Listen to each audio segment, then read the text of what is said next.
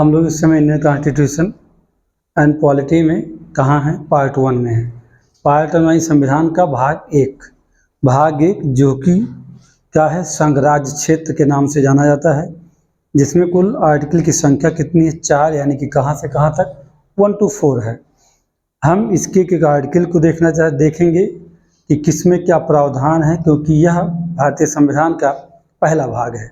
भारतीय संविधान का पहला भाग है, तो जाहिर सी बात है कि इसके पास सवाल ही बहुत सारे होंगे। लोग बस एक लाइन याद रखते हैं क्या कि आर्टिकल 1 में बताया गया है क्या कि भारत राज्यों का एक संघ होगा। यही बार बार लोग कहते हैं क्या कि भारत राज्यों का एक संघ है। ऐसा कहाँ है? आर्टिकल 1 में है।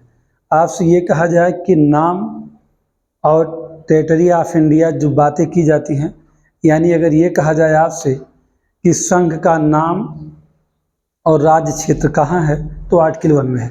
एक बात और समझिएगा कि जो बातें शेड्यूल 1 में हैं वही कहाँ हैं? आर्टिकल 1 में भी हैं।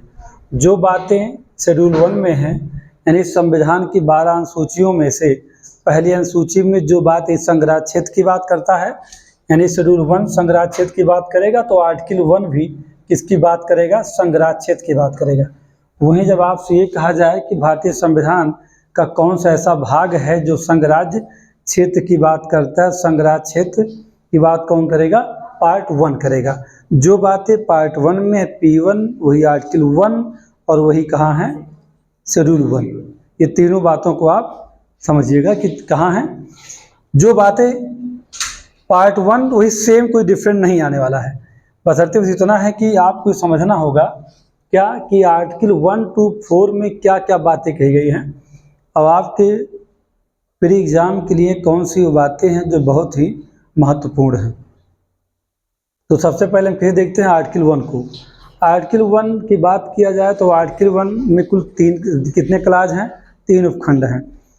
भारतीय संविधान का अनुच्छेद पार्ट 1 आपका बटा हुआ है 4 अनुच्छेदों में। उसमें से जो आपका आर्टिकल 1 है, अनुच्छेद 1 है, वो डिवाइड कितने में है? इसमें 3 सब क्लाज हैं, यानी यह 3 उपखंडों में बटा हुआ है। जब उपखंडों किसके अंदर जाके क्वेश्चन प्री में किया जाएगा तो आपके होश उड़ सकते हैं। बात समझिएगा, किसी भी एग्जाम, कोई भी एग्जाम दे रहे हो, चाहे यूपीएससी का प्री दे रहे हो, यूपी पीसीएस दे रहे हो, या आप स्टेट पीसीएस किसी भी स्टेट का हो, या आप कोई वनडे एग्जाम का ही दे रहे हो, किसी भी एग्जाम में आपसे यहाँ से सवाल लिया जा सकता है। वो भी कहाँ से? अंदर जाके सवाल आपसे पूछा जा सकता है सब क्लास के अंदर। तो पहले हम बात करें किसकी। ऐसे आप डायग्राम बना सकते हैं क्या? संघराज्य क्षेत्र क्या? Article 1, article 2, article 3, article 4। सबसे पहले हम किसे देखेंगे? आर्टिकल 1 को देखेंगे। आर्टिकल 1 में क्या बातें कही गई हैं? आर्टिकल 1 सीधा बात करता है संघ का नाम क्या है और उसका राज्य क्षेत्र क्या है। यानी आर्टिकल 1 क्या?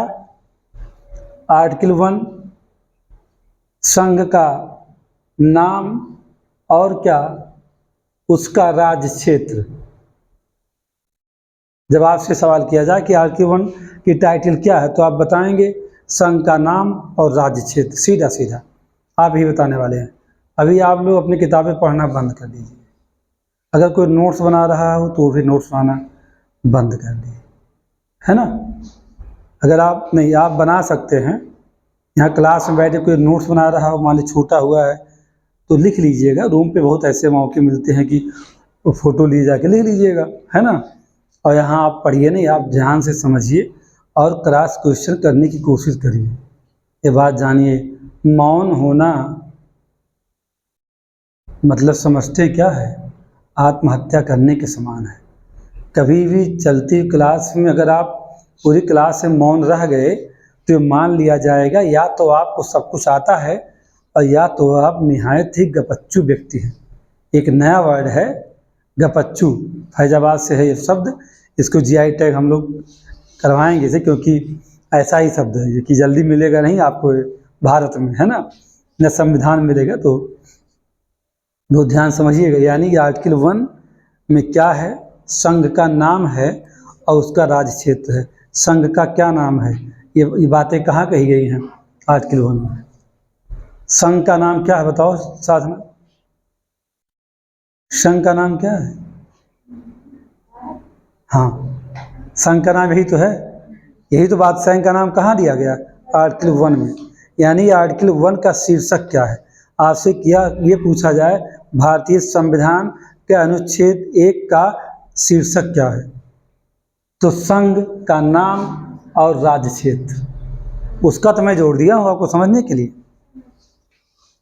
जबकि वास्तव में क्या है, name and territory of the union, यही है, संघ का नाम है और राज्य क्षेत्र है, ये उसकी शीर्षक है, उसकी टाइटल है। अब हम चलते हैं कहाँ, आर्टिकल 1 के अंदर देखते हैं कौन कौन सी बातें हैं, क्योंकि मैंने कहा था कि आर्टिकल 1 आपका 3 उपखंडों में यानी 3 सब क्लाज में बटा हुआ है। इसमें से जो आपका सब क्लाज कौन सा 2 है, एक अमेंडमेंट के तहत संविधान में जोड़ा गया है या मूलतः इसका भाग नहीं था। ठीक है, पहले हम किसे देखते हैं, 1 को। 1 का 1 यानी आर्टिकल 1 का सब क्लाज 1 कहता है क्या, भारत राज्यों का संघ होगा। ये बड़ी घिसी पिटी बात है और सब लोग इसको कहते हैं क्या, भारत अर्थात इंडिया राज्यों का संघ होगा। कहने का मतलब क्या, India that is Bharat shall be a union of state, ये बात कही जाती है अंग्रेजी में, इसके मतलब उसकी अपनी भाषा है।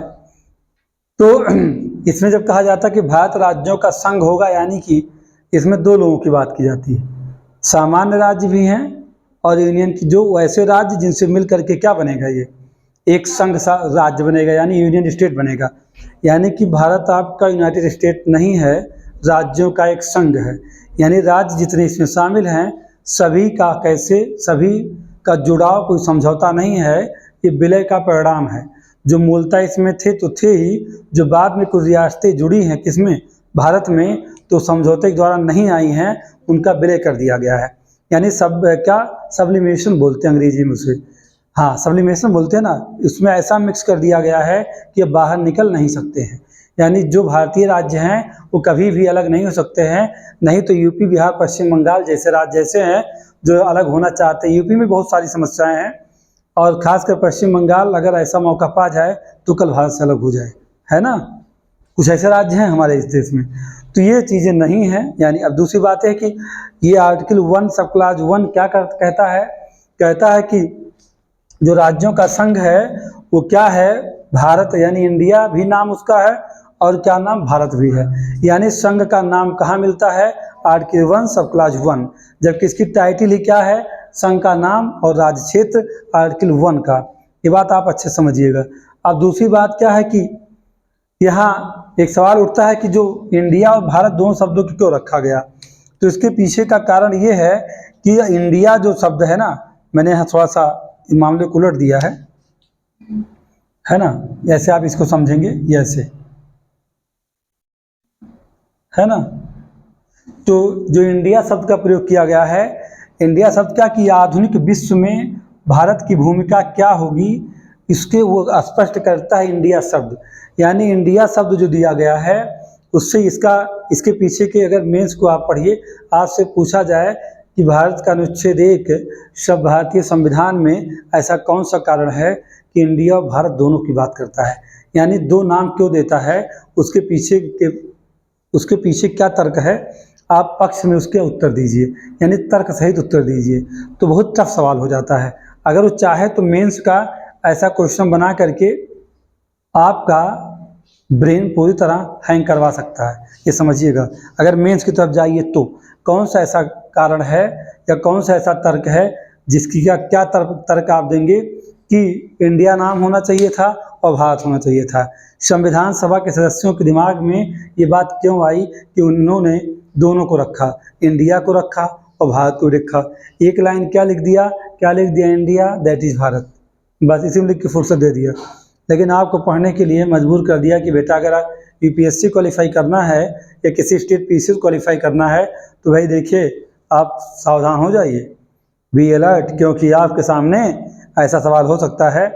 आपसे कोई अभी ऐसे ही सीधे पूछ ले कि ऐसा कौन सा कारण है कि भारत क्यों रखा गया और क्या जरूरत थी, जब भारत लिख ही दिया गया है तो इंडिया क्यों रखा गया, और इंडिया लिख दिया तो भारत क्यों लिखा, है ना। अब ये लक्ष्मीकांत महोदय चुप हो जाएंगे और जिस पुस्तक का हम लोग अधिकतम सहारा लेते हैं, खासकर यूपीपीसीएस वाले और आरओ वाले बीईओ वाले, वो किसको ढूंढते, परीक्षा वाणी को। परीक्षा वाणी एक अच्छी पुस्तक है, लेकिन कुछ सवाल ऐसे भी हैं जिनका जवाब वहाँ नहीं है। तो हमने कहा कि जो भारत शब्द का प्रयोग किया गया है, इस शब्द के पीछे छिपा क्या है? प्राचीन परंपरा एवं हमारी संस्कृति को इंगित करता हुआ पक्ष है, इसलिए इसे भारत शब्द को रखना आवश्यक हो गया था। इंडिया जो शब्द है एक आधुनिक शब्द है, जो कि भारत की स्थिति को कहाँ स्पष्ट करता है, उसकी भूमिका कहाँ स्पष्ट करता है। तो संपूर्ण विश्व में, जैसा कि आप जानते हैं कि इस समय जो 9वीं गवर्निंग काउंसिल की एक बैठक हुई थी हमारे यहाँ, उस बैठक में उसका जो शीर्षक दिया गया था, उसमें दिया गया था विकसित भारत, विकसित @ भारत 2047, ऐसा कुछ लिखा होगा। ये सवाल करंट अफेयर्स का है, कहीं एग्जाम में आपके आ भी सकता है। आप जब आपको मेंस लिखना हो, अब ये सवाल आ जाए तो इन 2024-25 में, तो कम से कम आप उसे ऐड कर सकते हैं। तो भारत नाम रखने के पक्ष में अगर बात किया जाए, क्योंकि भारत शब्द जो है वो भारतीय परंपरा संस्कृति से जुड़ा हुआ है, और जिस पर एक मत होने के लिए ये भी कहा जाए कि भारत एक छोटी मोटी अवधारणा नहीं है, एक बहुत बड़ी धारणा है। यानी कि एक इतना बड़ा कॉन्सेप्ट है जिसके लिए, चूँकि आप प्राचीन भारत जब आप पढ़ते हैं तो आप समझ सकते हैं इसे, प्राचीन भारत को। मैंने कल भी कहा था कि अथर्ववेद से लेकर के जो हमारे यहाँ तमाम साहित्य हैं, उन साहित्यों में देखेंगे अलग अलग जगहों पर अलग अलग बातें की गई हैं। कहीं पे भरतों का देश कहा गया, तो कहीं कहा गया कि आर्यों का कबीला जो कि भरत नाम के नाम से था, उस कबीले के नाम पर भारत का नाम जो है, इस भूमि का नाम भरत के नाम पर क्या रख दिया गया? भारत रखा गया। बहुत सारे तर्क हैं। ब्रह्म, कहीं कहा जाता है कि ब्रह्म ऋषियों का देश है, ऋषियों का देश है, देवभूमि है, तो यहाँ भारत ही, यानी कि प्राचीनता, यानी भारतीय उस भूमि की, यानी कि जिसे अब आजकल कहा जाता है कि अयोध्या ही नहीं, पूरे देश को कहा जा रहा है इस समय कि ये भूमि किसकी है? राम की है। अभी तक अयोध्या कहा जाता था, लेकिन अब तो ये कहा जा रहा है कि क्या है? संपूर्ण भारत किसका है? भगवान राम का है, ऐसा कहा गया। तो ये पूरा जो भूमि थी ये देवों की थी, तो इसे देवभूमि भी कहा गया है, इसे ब्रह्म ऋषियों का देश भी कहा गया है। लेकिन चूंकि आर्य को देखा जाए तो आर्य जन का कबीला, भरत कबीला, उसके नाम पर रखा गया। और फिर वहाँ अगर आप देखते हैं, कुछ लोग उस रामायण काल से भी जोड़ लेते हैं, क्यों तो उसमें जो श्री राम के सबसे छोटे भाई थे, क्या? नहीं, तीसरे थे, तीसरे वाले थे क्या? भरत जी सेकंड वाले थे, हाँ भरत, उनके नाम पर। तो इसमें कई है, उसमें शांतनु के पुत्र की भी कहानी, बहुत सारा है। तो यानी कह सकते हैं कि इसमें प्राचीनता है, हमारी परंपरा है, इसे उसको व्यक्त करने के लिए हमने भारत नाम को चुना। ये पहला तर्क किसका है? संविधान सभा के लोगों का। दूसरी बात ये था कि उन्होंने कहा कि जो भारत शब्द है यह हमारी जो प्राचीनता है उसके गौरव को क्या करता है? इंगित करता है। यानी यह हमारे प्राचीनता के गौरव को, जो प्राचीन हमारी जो अपनी उपलब्धियां हैं, उनको कौन स्पष्ट करता है? भारत शब्द ऐसा जो कह सकते हैं कि व्यक्त करता है, इंगित करता है, इसलिए हमें भारत रखना चाहिए। कुछ लोगों ने कहा कि चूँकि यह जो भारत शब्द है, यह भारत नाम है, ये हमारे इतिहास से, यानी हमारे प्राचीन इतिहास से जुड़ा हुआ है, सभी ग्रंथों में इसे भारत ही कहा गया है, तो हम इसे भारत नाम देंगे। ये 3 तर्क हैं, ध्यान रखिएगा। जब आपसे कोई सवाल करेगा तो 3 तर्क आप दे सकते हैं। अब दूसरी बात आई कि इंडिया क्यों रखा जाए, तो ये भी तो एक तर्क होना चाहिए।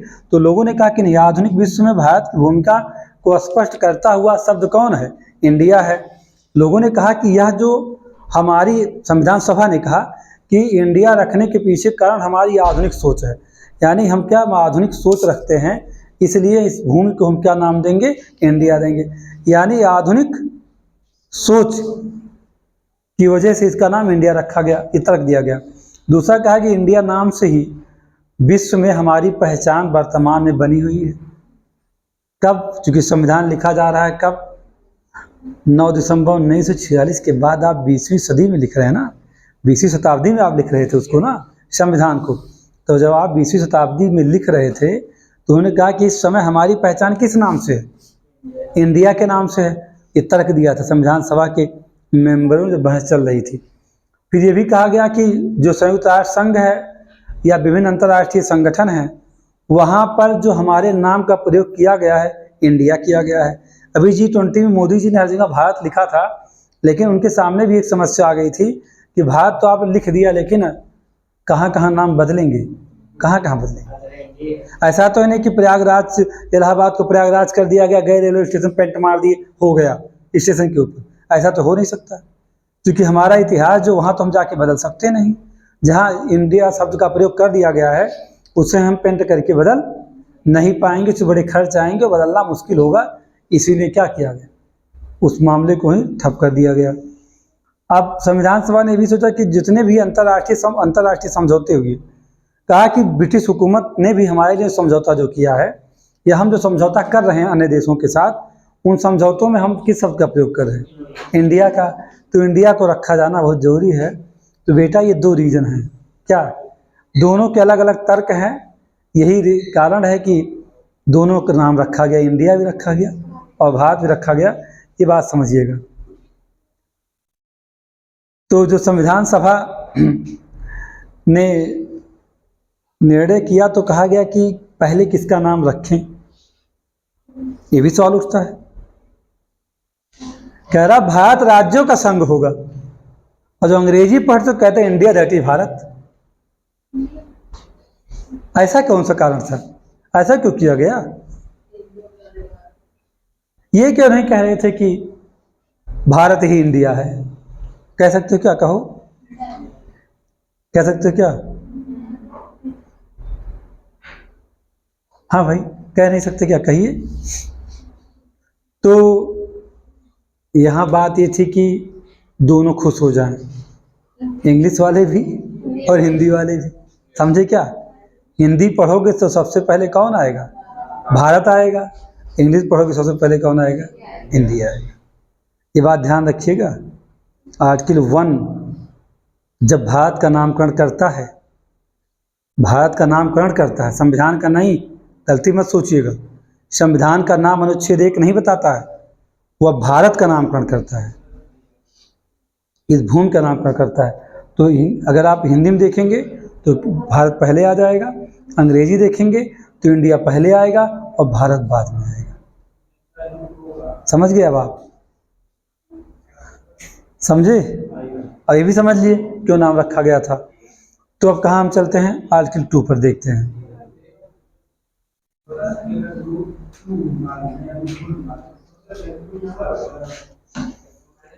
आर्टिकल 2 नहीं, आर्टिकल 1 का ही सब क्लास 2। आपको मैं बता दूं कि ये अनुच्छेद मूलतः संविधान में नहीं था। या जो आर्टिकल 1 है सब क्लास 2, ये 7वें संविधान संशोधन 1956 के द्वारा संविधान में क्या किया गया था, जोड़ दिया गया था।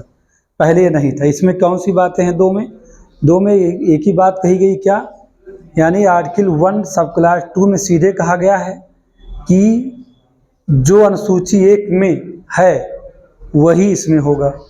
यानी सीधा सीधा कहने का मतलब है, शेड्यूल 1 में क्या है, शेड्यूल 1 सीधा कहता है क्या, कि राज्य और उनके राज्य क्षेत्र वही होंगे जो अनुसूची 1 में विनिर्दिष्ट होंगे। क्या कह रहा है, कह रहा संघ राज्य क्षेत्र और राज्य क्षेत्र कौन होंगे। आर्टिकल 1 का सब क्लास 2 जो कि 7वें संविधान संशोधन 1956 के द्वारा जोड़ा गया है, जिसमें क्या कहा गया है, जिसमें ये कहा गया है कि जो अनुसूची 1 में है वही कहाँ है, सब क्लास 2 में है 1 के। अगर आप अनुसूची, आपने कहा था कि हम पढ़ लेंगे, आप मुझे मत पढ़ाइए, आपने कहा था मुझसे ना कि सर शेड्यूल पे चर्चा आप नहीं करेंगे, शेड्यूल हम देख लेंगे। अगर आप शेड्यूल देखे होंगे तो बातें समझ में आएंगी, और शेड्यूल आपको नहीं याद होगा तो नहीं समझ में आएंगी। क्योंकि शेड्यूल 1 में क्या कहा गया, आप इस बात को समझिएगा। वहाँ सीधी बात है, वहाँ संघ राज्य क्षेत्र ये कहा जाता है। इसमें किसका वर्ड, जिसको विनिर्दिष्ट कर दिया गया है वही राज्य जो संघ राज्य क्षेत्र कहलाएंगे, ध्यान रखिएगा। तो जो शेड्यूल 1 में है वही आपके आर्टिकल 1 सब क्लास 2 में है। अब जब आप आते कहाँ हैं, आप आते हैं 3 में, यानी कहाँ, आर्टिकल 1 सब क्लास 3। आर्टिकल 1 के सब क्लास 3 में आएंगे तो इसमें इसको डिवाइड किया गया A B C, ध्यान रखिएगा। तो जो इसमें A है, इसमें जानते क्या है, A में क्या है, राज्यों का राज्य क्षेत्र है, राज्यों का राज्य क्षेत्र है। और जब 3B में आओगे तो क्या कहेगा, जो अनुसूची किसमें? एक में है। फिर वो बात कर देता है, कहता पहली अनुसूची में विनिर्दिष्ट संघराज्य क्षेत्र, सीधे कहता है। ये क्या कहता है कि फर्स्ट शेड्यूल में जिन राज्यों संघराज्य क्षेत्र को स्पेसिफाइड किया गया है उनकी बात करता है ये। यानी 3B में क्या है?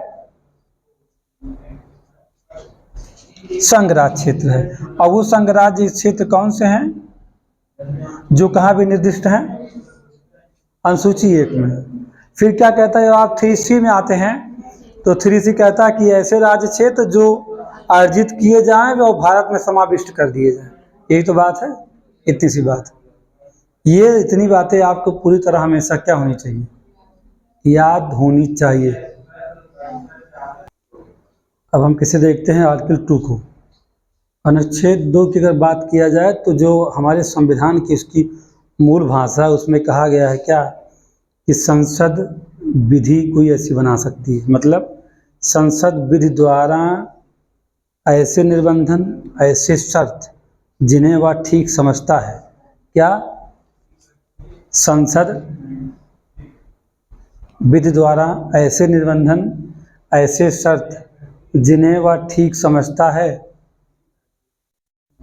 ठीक समझे, संघ एवं राज्यों का प्रवेश और उनकी स्थापना के लिए विधि का निर्माण कर सकता है। ध्यान रखिएगा।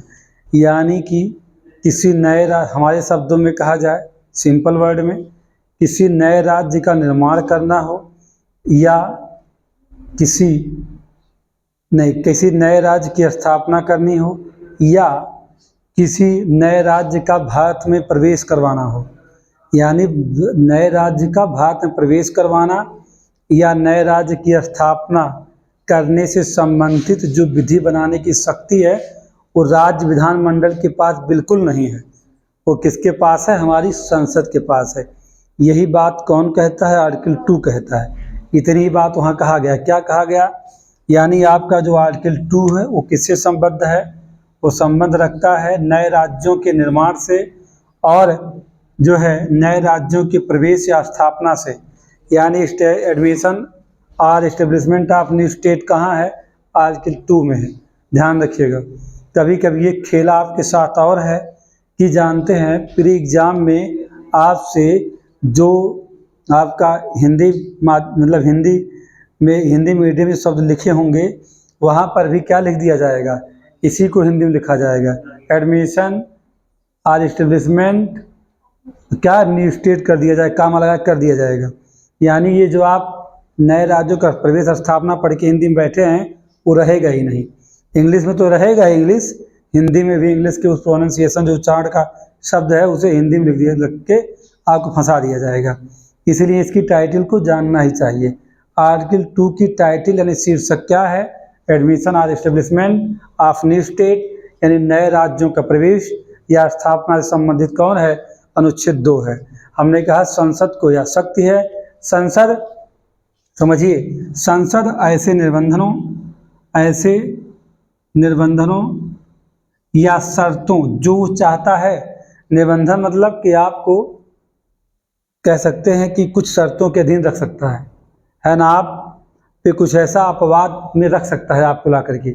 यानी कोई ऐसी शर्त आप पर लगा सकता है, उन ऐसी शर्तों को लगाएगा जिससे लगेगा कि आपके लिए वो ठीक है या मेरे लिए ठीक है, संसद के लिए।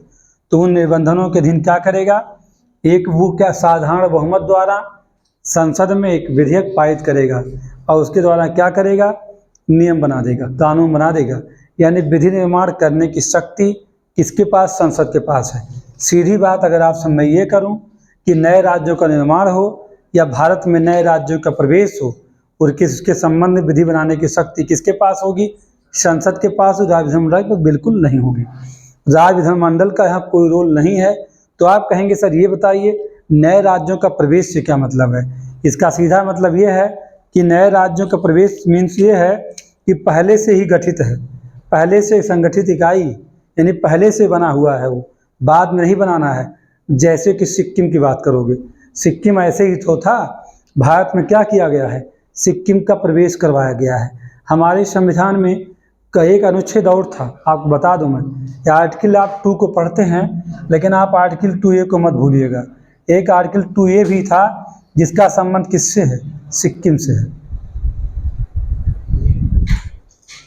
2A भी रहा है, यानी सिक्किम का संघ के साथ सहयुक्त किया जाना कहाँ, 2A में, ध्यान रखिएगा। 2A में क्या है, सिक्किम का संघ के साथ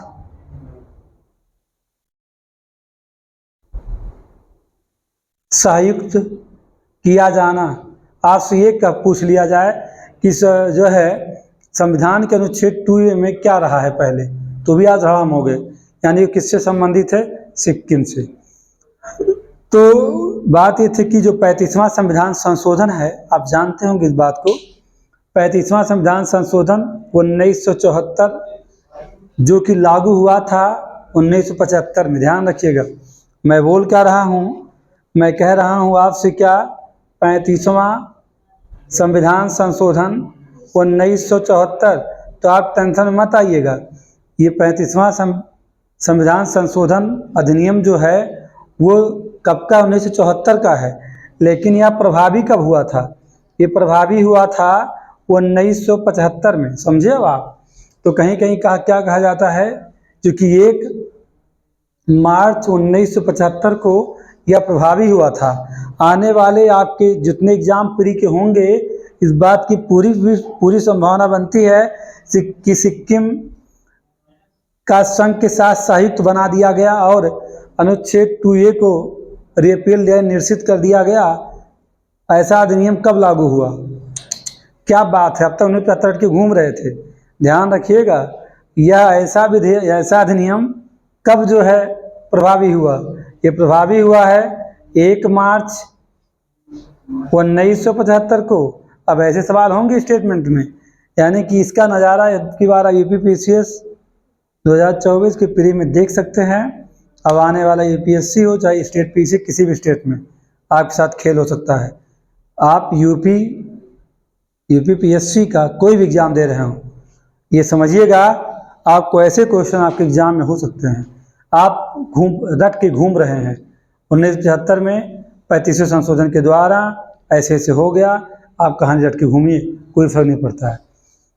तो लेकिन हुआ क्या, ये तो 1 मार्च 1974 प्रभावी हुआ, लेकिन 36वां संविधान संशोधन कब आया, 1975 में।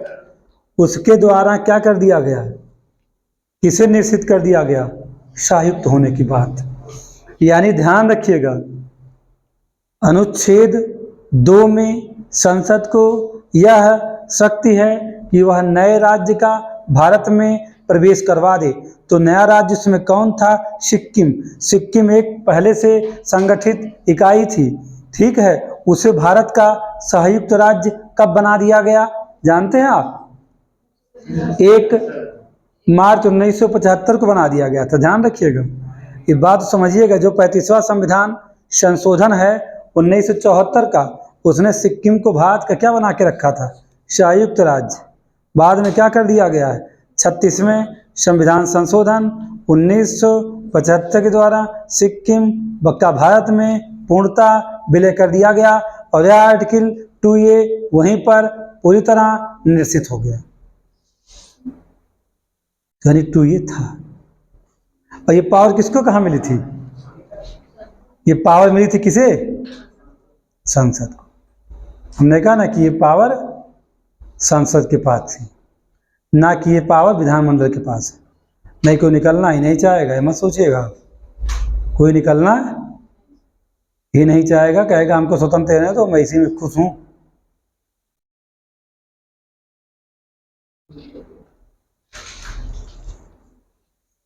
समझ गए अब आप, डे बाई डेट आप मेंशन कर लीजिएगा उसमें। अब हम कहाँ चलते हैं, आर्टिकल 3 में, ठीक। हाँ, अनुच्छेद 3 जो आपका आर्टिकल 3 है, ये बहुत ही महत्वपूर्ण, कई बार फिर एग्जाम पूछा था क्या, creation of a new state किस आर्टिकल में है, creation of a new state. जैसे कि आर्टिकल 2 के लिए शब्द का प्रयोग किया जाता है, एडमिशन और इस्टेब्लिशमेंट ऑफ न्यू स्टेट कहाँ है, 2 में है। तो ऐसे सवाल बार बार पूछा गया है कि आर्टिकल 3 में क्या, आर्टिकल 3 में है क्या, क्रिएशन ऑफ न्यू स्टेट, नए राज्यों की उत्पत्ति का सिद्धांत किस अनुच्छेद में, 3 में है। ये बात समझिएगा। इसकी जो टाइटल है सीधी सीधी बात क्या करती है, कहता है क्या, अगर आप अनुच्छेद 3 का शीर्षक जानना चाहें तो क्या है, नए राज्यों का निर्माण। नए राज्य के निर्माण की बात करता है, जो वर्तमान राज्य क्षेत्र हैं उनमें परिवर्तन, उनकी सीमाओं में परिवर्तन की बात करता है। यानी वर्तमान राज्य जो हैं उनके सीमाओं में, उनके नाम में परिवर्तन की बात कहाँ की जाएगी, आर्टिकल 3 में की जाएगी। आप समझिएगा, नए राज्य का निर्माण कैसे हो, ऐसा करने की संसद को शक्ति का अनुच्छेद 2 में वो विधि बनाएगा, लेकिन वो प्रक्रिया कहाँ बताएगा, अनुच्छेद 3 बताएगा कि कैसे नए राज्य का निर्माण होगा। और अगर वर्तमान में जो राज्य हैं उनका नाम बदलना चाहो, जैसे उत्तर प्रदेश का नाम क्या करना चाहो, उत्तम प्रदेश है ना, जैसे उत्तरांचल का नाम क्या कर दिया गया था, उत्तराखंड, या जैसे जो क्या कहते हैं पौंडीचेरी था उसका नाम क्या कर दिया गया था, पुडुचेरी कर दिया गया था। जैसे उड़ीसा का नाम ओडिशा कर दिया गया था। आप समझ रहे इस बात को। तो नए उसके किसी सीमा में परिवर्तन करना चाहो राज्य के, या उसका नाम बदलना चाहो, तो उसके लिए किसके पास शक्ति है, संसद के पास शक्ति है। यहाँ लिखा हुआ है संसद विधि द्वारा, किसके द्वारा संसद से कर सकता है, विधि द्वारा, मतलब वो विधि बनाए तब कर पाएगा, यानी उसे साधारण बहुमत से संशोधन करना होगा कहाँ, संविधान के अंदर। अब बात किसकी की जाती है कि 3 में, ये तो टाइटल की बात हो रही थी, इसकी टाइटल ही इसका शीर्षक ही आपको अगर याद हो ना तो आपके लिए आसान है, क्योंकि यही सवाल आपको सब मिल जाएंगे अगर आप समझ जाइए शॉर्ट में। अब आते हैं कहाँ, इसके अंदर में क्या कहा गया, कहा गया संसद विधि द्वारा यदि चाहे तो क्या कर सकती है, किसी राज्य से कोई राज्य है उसका क्षेत्र अलग करेगी और क्या बनाएगी, नया राज्य बना देगी। समझे आप, किसी एक राज्य से थोड़ा सा हिस्सा लेके नया राज्य, जैसे कि आपका बिहार झारखंड, आंध्र से तेलंगाना है ना, यूपी से कौन उत्तराखंड है ना, एमपी छत्तीसगढ़, ऐसा, या दो से अधिक, या क्या 2 या 2 से अधिक राज्यों को के भागों को मिलाकर, कि मतलब बिहार से थोड़ा सा मिला लीजिए और आप यूपी थोड़ा सा मिला करके क्या बना दो, पूर्वांचल बना दो। समझे आप, ऐसा, या आप बिहार से भी थोड़ा सा लीजिए और इसकी सीमा जहाँ लग रही हो छत्तीसगढ़ के साथ वहाँ से उठा लीजिए, एक नया राज्य बना लीजिए। या आप क्या करिए, एमपी छत्तीसगढ़ से और आपके पश्चिमी उत्तर प्रदेश कुछ हिस्सा निकाल के क्या बना दीजिए, नया राज्य बना दीजिए, या 2 या 2 से अधिक राज्य, यानी कि 2 या 2 से अधिक राज्यों के साथ मिलाकर भी नए राज्य का निर्माण आप कर सकते हो।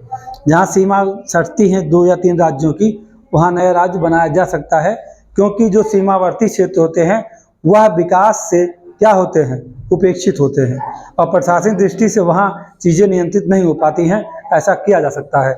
या क्या हो, किसी राज्य क्षेत्र के भाग को किसी राज्य क्षेत्र से मिला करके, या किसी राज्य क्षेत्र से कोई हिस्सा काट दीजिए, मतलब संघ शासित राज्य भी हो सकता है, सामान्य राज्य भी हो सकता है, वहाँ क्या करिए, आप किसी एक राज्य से निकालिए और एक नए राज्य को भाग मिला के जोड़ दीजिए और बना दिए नया स्टेट, यानी कि क्रिएशन ऑफ न्यू स्टेट। कहाँ है, कहाँ मिला आपको, सीधा सीधा मिला 3A में। आप समझ में आया, अब तक 3 में बात चल रही थी, लेकिन ये कहा जाए नए राज्य की उत्पत्ति का सिद्धांत कहाँ है, तो 3A में है।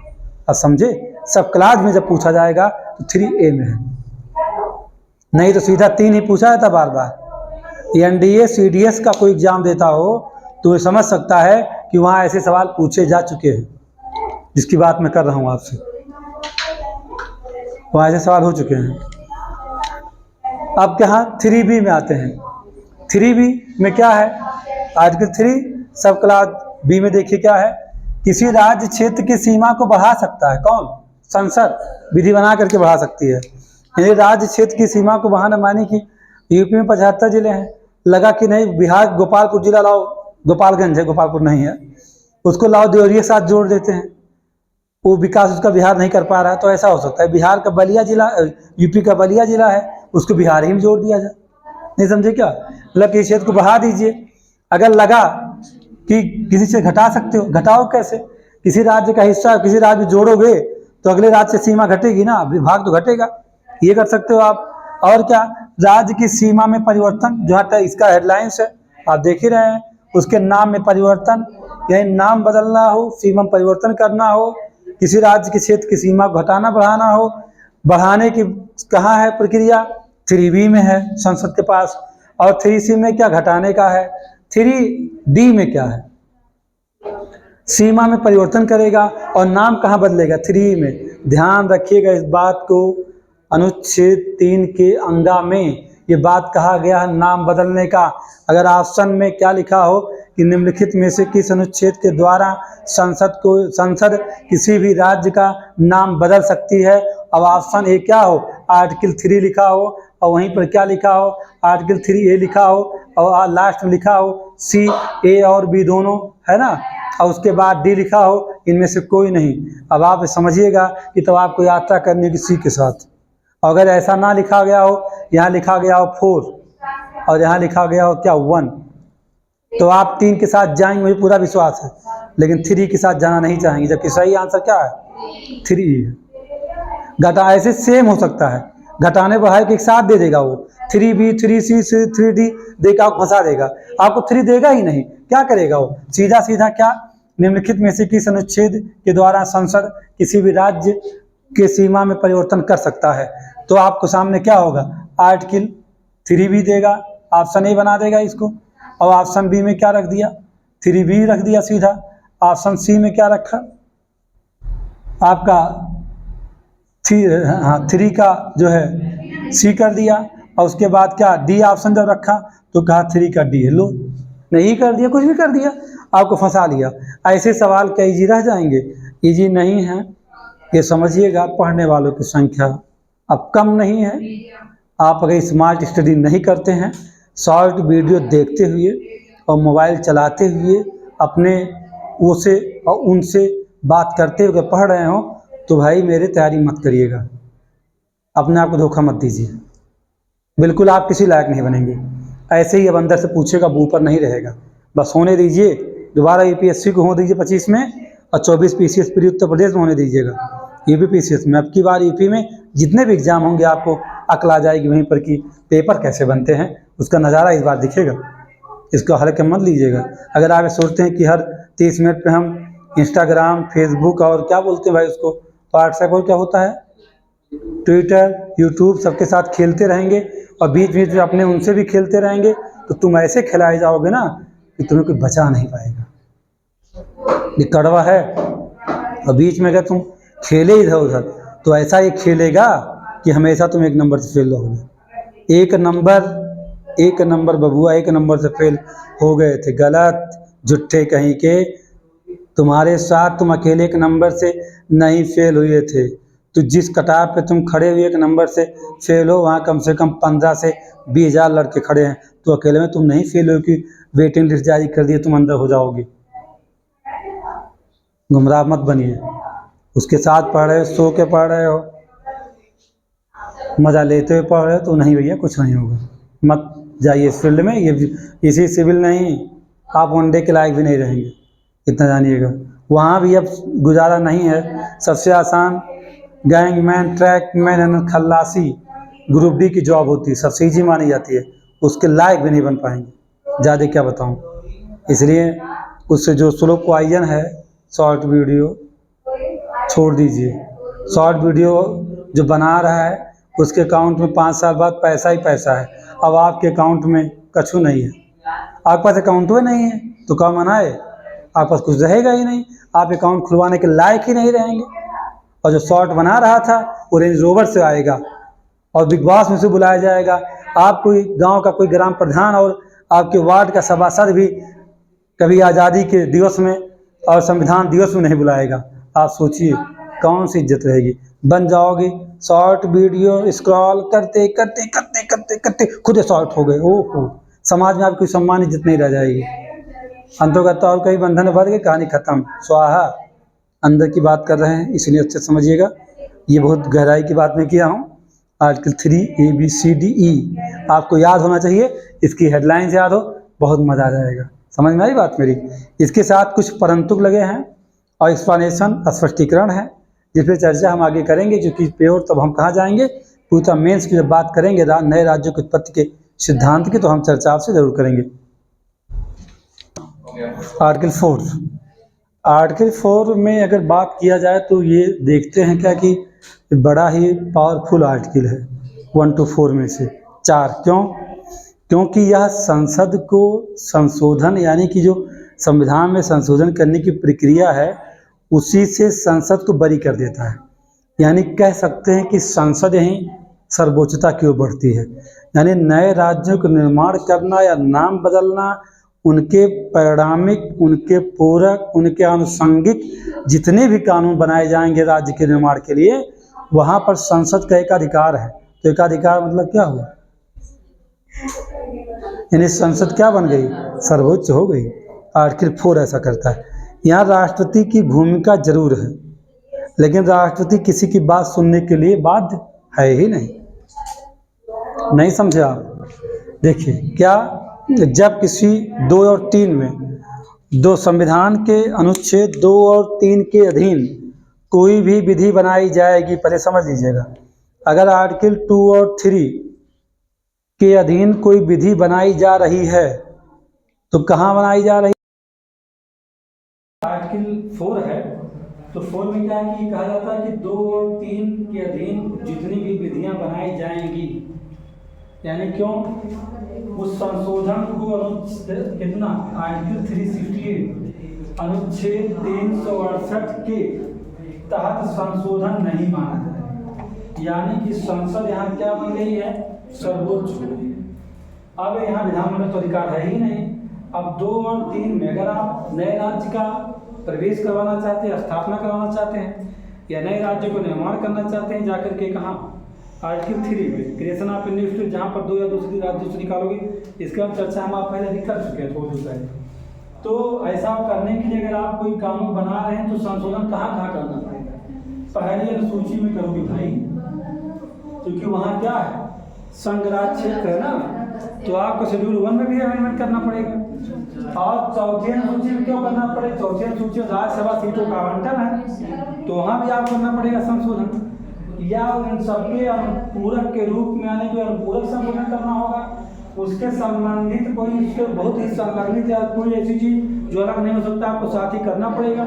या मान लो कोई ऐसा राज्य जिसका भौगोलिक और विषमता है, जैसे कि आपका पुडुचेरी स्टेट, वो दो तरफ है, यानी कि पश्चिमी घाट पर भी है, पूर्वी घाट पर भी है, तो वहाँ पे कुछ वो आनुषंगिक है ना, वो जुड़े हुए हैं, अलग नहीं कर पाएंगे। अब उनके प्रारंभिक जो कोई भी ऐसा संशोधन लाया जा रहा है ना, तो सारे के सारे बंद किसके अधीन है? 2 और 3 के अधीन है, और वो सभी के सभी जितने संशोधन किए जाएंगे वो 300 आर्टिकल 368 के तहत अमेंडमेंट नहीं माने जाएंगे, संशोधन नहीं माने जाएंगे। सबसे बड़ी ताकत संसद की ही है। एक बात और है, जब किसी राज्य का नाम बदलना है, राज्य का निर्माण करना है, नाम भी बदलना है, तो उसके संबंध में जो है राष्ट्रपति हमारा राय किससे मांगता है? राज्य के विधानमंडल से। 4 ही मांगता, ध्यान रखिएगा, राज्य विधानमंडल से राय मांगता है कि आप बताइए आपके राज्य का नाम बदला जा रहा है, नए राज्य का निर्माण आपके राज्य से निकाल किया जा रहा है। तो ऐसी स्थिति में जानते क्या होता है? ऐसी स्थिति में विधानमंडल जो राय देगा अपनी, यानी राज्य विधानमंडल से राय किसने मांगा? राष्ट्रपति ने राय मांगा कि आपका राज्य का नाम बदलने जा रहे हैं हम, और वो राय किससे मांगा? राज्य विधानमंडल से मांगा, राष्ट्रपति ने। और राज्य विधानमंडल ने अपनी राय दे भी दिया। अगर उसने कहा नहीं हमारे राज्य का नाम उत्तर प्रदेश है, उत्तर प्रदेश ना करके इसका अयोध्या कर दीजिए सीधा, ऐसा भी हो सकता है ना, अयोध्या प्रांत कर दीजिए, ऐसा सुझाव। तो जानते हैं, आप बता दें, राज्य विधानमंडल के दिए गए राय को राष्ट्रपति मानने के लिए बाध्य बिल्कुल नहीं, बाध्य नहीं, इसलिए यहाँ पावरफुल है संसद, समझ गए आप। और संसद में राष्ट्रपति, राज्यपाल, लोकसभा दोनों आते हैं, तीनों, समझ गए आप। यानी मानने के लिए बाध्य नहीं है। पहले जो जम्मू कश्मीर राज्य था तो वहाँ कहा जाता था कि वहाँ पे विचार करना पड़ेगा, लेकिन वो भी नहीं, कोई बात ही नहीं। यानी कि मानने के लिए बाध्य कौन नहीं है? हमारा राष्ट्रपति नहीं है। तो यानी कि संसद यहाँ क्या है? सर्वोच्च है। इस तरह आपका संविधान का जो पार्ट 4 है वो समाप्त होता है, 1 to 4। इसमें कुछ ऐसी बातें नहीं, पार्ट 1 या आर्टिकल 1 to 4 समाप्त होता है। इसमें आर्टिकल 3 के साथ एक्सप्लेनेशन यानी स्पष्टीकरण है, और परंतु लगे हुए जिनको हम तब पढ़ते हैं जब हमें मेंस के क्वेश्चन बनाना हो, तो वहाँ हमें इसे क्या करना पड़ेगा? जोड़ना पड़ेगा। कुछ बातें भी बहुत अधिक नहीं है, अपने नोट्स में बस 2-4-10 लाइनों को ऐड कर देंगे। कभी इस पर हम लोग चर्चा कर लेंगे 3 पर, जो कि मेंस का सीधा सवाल है। बाकी कहीं क्वेश्चन इसमें नहीं बन सकता है। यहाँ आपसे क्वेश्चन बनाया जा सकता है तो आर्टिकल 3 को बनाया जा सकता है। हाँ, कनेक्ट करते हुए 2 और 3 एक साथ हो सकते हैं, तो 3 पर हम कभी जब मेंस की आंसर राइटिंग करवाएंगे तो हाँ मेंटेन कर देंगे, आपको बता देंगे कि ऐसे आप यहाँ करेक्ट कर दीजिए इसको। तो आपको अच्छा लगे तो जरूर शेयर करिए, लोगों तक पहुँचाइए। धन्यवाद।